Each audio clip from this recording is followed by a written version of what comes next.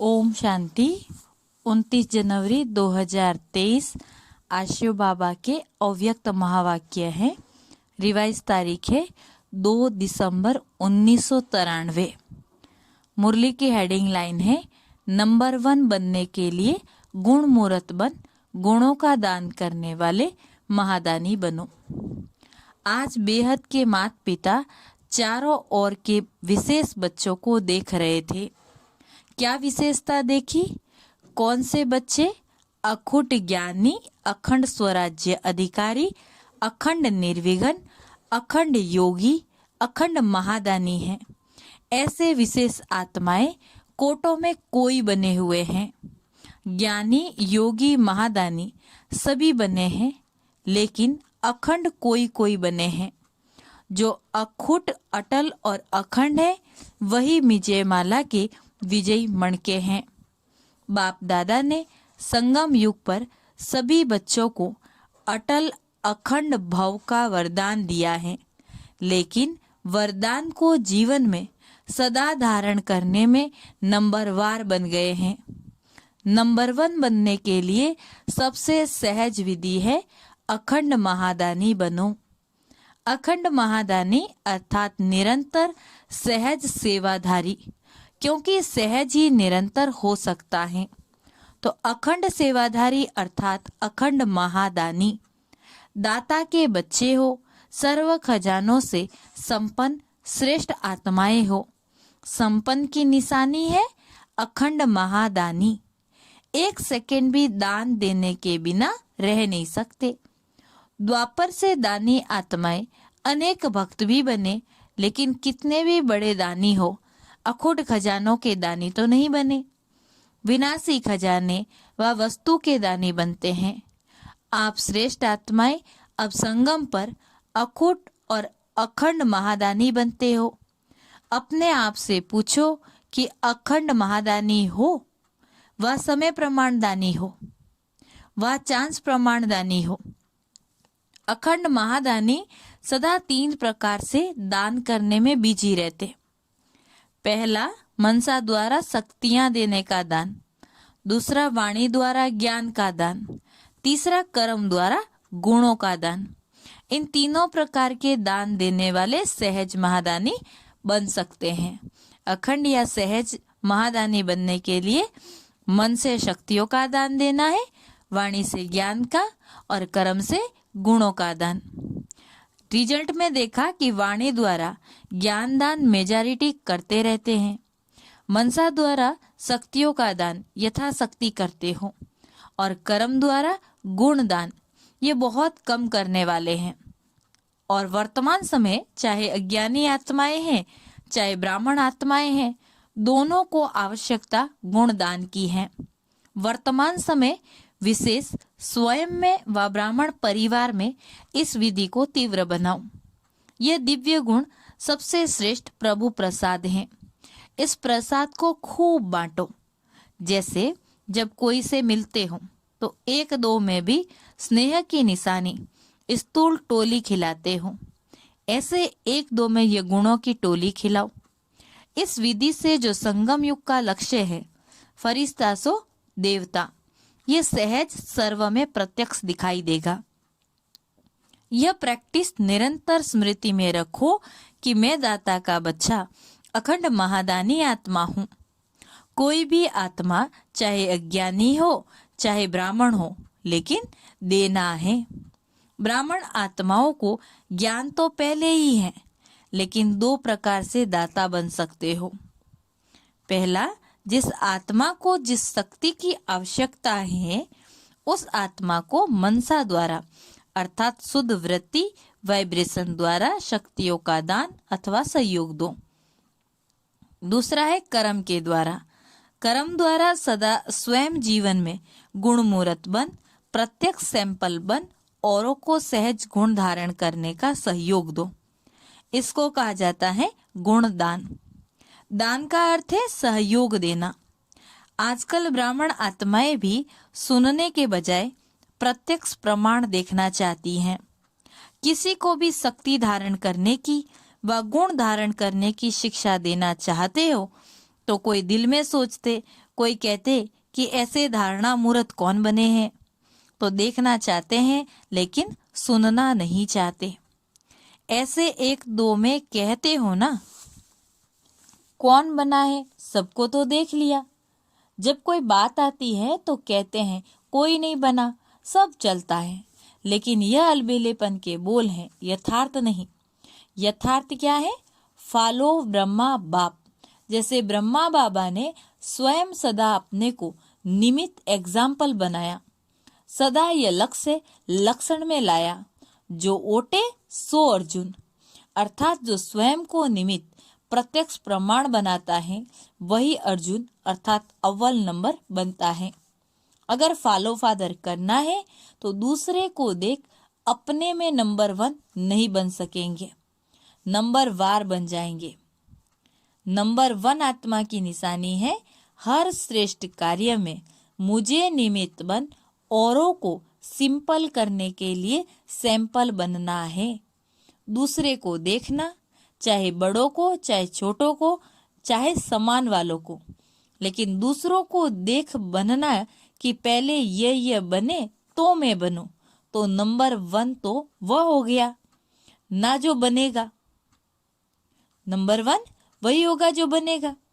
तो स्वयं स्वतः ही नंबर वार बन गए। तो अखंड महादानी आत्मा सदा अपने को हर सेकंड तीनों ही महादान में से कोई न कोई दान करने में बिजी रखता है। जैसा समय वैसी सेवा में सदा लगा हुआ रहता। उसको व्यर्थ देखने, सुनने व करने की फुर्सत ही नहीं है। तो महादानी बने हो, अभी अंडरलाइन करो, अखंड बने। अगर बीच बीच में दातापन में खंडन पड़ता है तो खंडित को संपूर्ण नहीं कहा जाता। वर्तमान समय आपस में विशेष कर्म द्वारा गुणदाता बनने की आवश्यकता है। हर एक संकल्प करो कि मुझे सदा गुणमूर्त बन सबको गुणमूर्त बनाने का विशेष कर्तव्य करना है।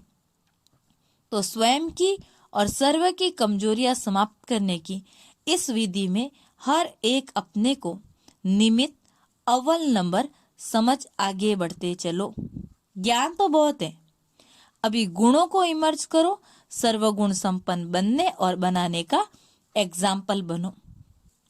अच्छा, सर्व अखंड योगी तू आत्माएं, सर्व सदा गुण मूर्त आत्माओं को, सर्व हर संकल्प हर सेकंड महादानी व महासहयोगी विशेष आत्माओं को, सदा स्वयं को श्रेष्ठता में सैंपल बन सर्व आत्माओं को सिंपल सहज प्रेरणा देने वाले, सदा स्वयं को निमित्त नंबर 1 समझ समय प्रमाण प्रत्यक्ष प्रमाण देने वाले बाप समान आत्माओं को बाप दादा का याद प्यार और नमस्ते। हम रूहानी बच्चों की रूहानी बाप दादा को याद प्यार, गुड मॉर्निंग और नमस्ते। दादी जानकी से बाबा ने मुलाकात की। ऑस्ट्रेलिया, सिंगापुर आदि के चक्कर का समाचार सुनाया और सबकी याद दादी ने बाबा को दी। सबकी याद पहुंच गई। चारों ओर के बच्चे सदा बाबा के सामने हैं। इसका प्रत्यक्ष प्रमाण है कि जब भी याद करते हो समीप और साथ का अनुभव करते। बाबा कहा दिल से और दिलाराम हाजिर, इसलिए कहते हजूर हाजिर हैं, हजीरा हाजूर हैं। जहाँ भी है जो भी है, लेकिन हर स्थान पर हर एक के पास हाजिर हो जाते, इसीलिए हजीरा हाजूर हो गया। इस स्नेह की विधि को लोग नहीं जान सकते, ये ब्राह्मण आत्मा ही जानती है। अनुभवी इस अनुभव को जानते हैं। आप विशेष आत्माएं तो हो ही कंबाइंड ना, अलग हो ही नहीं सकते। लोग कहते हैं जिधर देखते उधर तू ही तू, और आप कहते हो जो करते जहां जाते बाप साथ हैं, अर्थात तू ही तू। जैसे कर्तव्य में साथ है तो हर कर्तव्य कराने वाला भी सदा साथ है। इसीलिए गाया हुआ है करन करावन हार, तो कंबाइंड हो गया करनहार और करावनहार। तो आप सबकी स्थिति क्या है? कंबाइंड है ना। करन करावनहार करनहार के साथ है, तो करावनहार अलग नहीं है। इसको ही कंबाइंड स्थिति कहा जाता। सभी अपना अपना अच्छा पार्ट बजा रहे हो, अनेक आत्माओं के आगे सैंपल हो सिंपल करने के। ऐसे लगता है ना, मुश्किल को सहज बनाना, यही फॉलो फादर हैं। ऐसे है ना, अच्छा पाठ बजाया ना। जहाँ भी है विशेष पाठधारी विशेष पाठ बजाने के सिवाय रह नहीं सकता।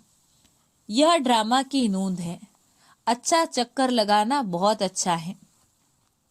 चक्कर लगाया, फिर स्वीट होम में आ गए। सेवा का चक्कर, अनेक आत्माओं के प्रति विशेष उमंग उत्साह का चक्कर लगाया। सब ठीक है ना, अच्छा ही है। ड्रामा की भावी खींचती जरूर है। आप रहना चाहो लेकिन ड्रामा में नहीं तो क्या करेंगे? सोचते भी जाना पड़ेगा, क्योंकि सेवा की भावी है तो सेवा की भावी अपना कार्य कराती है।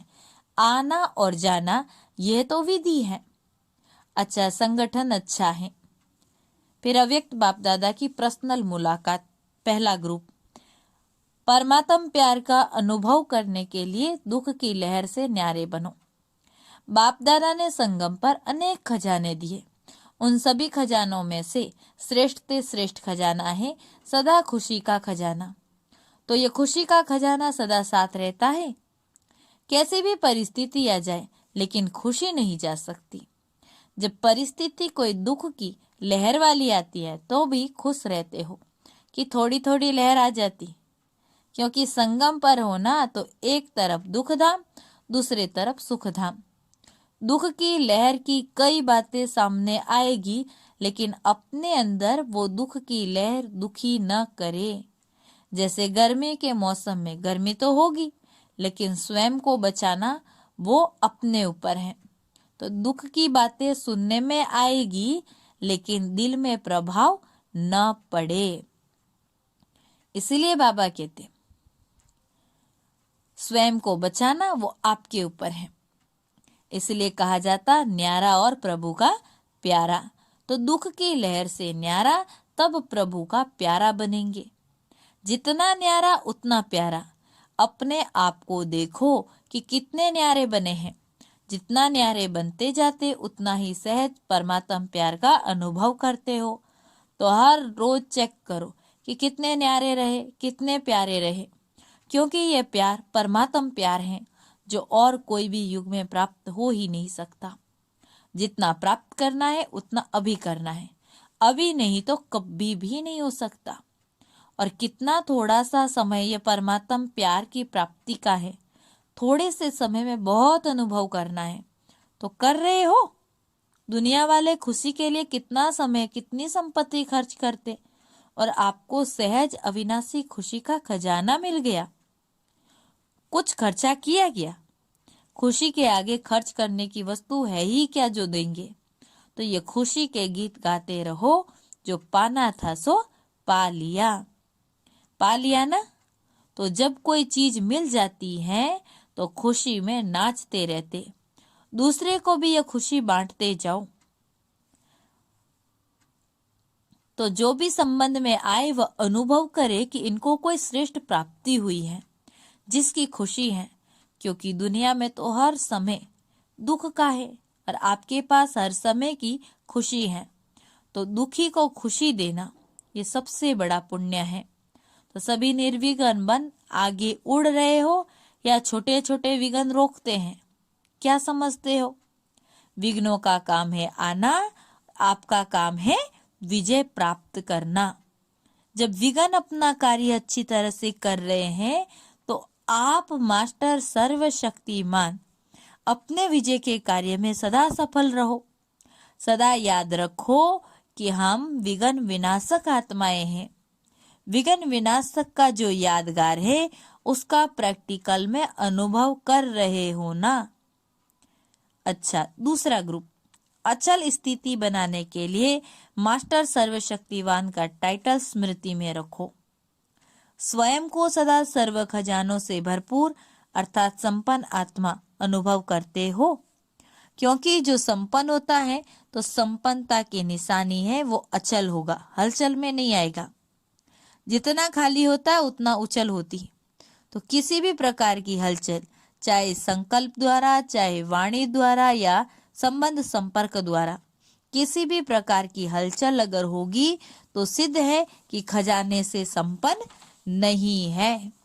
संकल्प में भी, सपने में भी अचल बनो, क्योंकि जितना जितना मास्टर सर्वशक्तिमान स्वरूप की स्मृति इमर्ज होगी उतना यह हलचल मर्ज होती जाएगी, अर्थात भूलती जाएगी।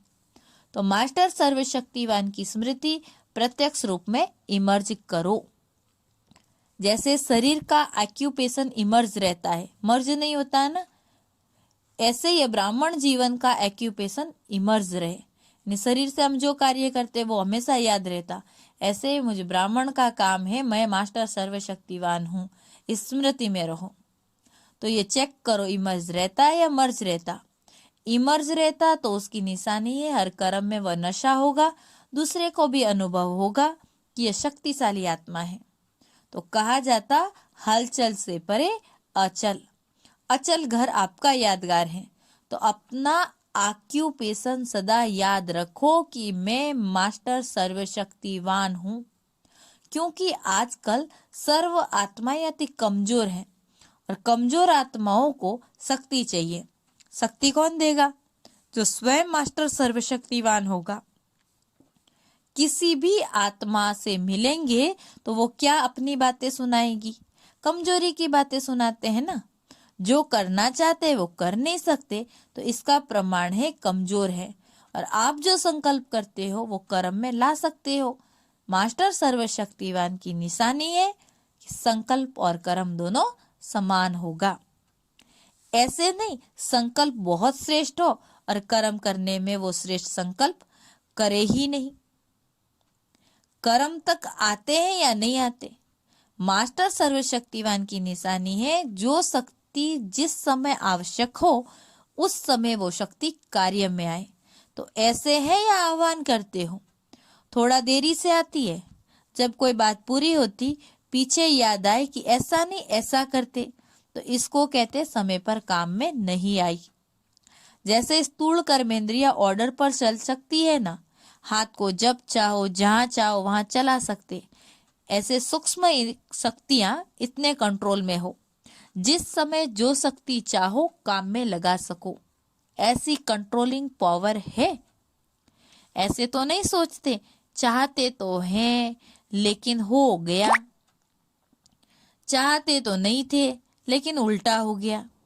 तो सदा अपनी कंट्रोलिंग पावर को चेक करते हुए शक्तिशाली बनते चलो। सब उड़ती कला वाले हो कि कोई चढ़ती कला वाला, कोई उड़ती कला वाला, या कभी उड़ती कभी चलती कभी चढ़ती, क्या समझते हो? बदली होता है वह एक रस आगे बढ़ते हो। कोई विघ्न आता है तो कितने समय में विजयी बनते हो? टाइम लगता है, क्योंकि नॉलेजफुल हो ना, तो विघ्नों की भी नॉलेज है। नॉलेज की शक्ति से विघ्न वार नहीं करेंगे लेकिन हार खा लेंगे। इसको ही मास्टर सर्वशक्तिवान कहा जाता। यानी ज्ञान की शक्ति से विघ्न आप पर भारी नहीं पड़ेंगे, विघ्न हार कर चले जाएंगे, क्योंकि आप मास्टर सर्वशक्तिवान हैं। तो अमृत वेले से इस ऑक्यूपेशन को इमर्ज करो और फिर सारा दिन चेक करो कि मैं मास्टर सर्वशक्तिवान आत्मा हूं, आज कोई विघ्न ने मुझे वार तो नहीं किया। अच्छा, आज का वरदान, सहन शक्ति का कवच पहन, संपूर्ण स्टेज को वरने वाले विघ्न जीत भव।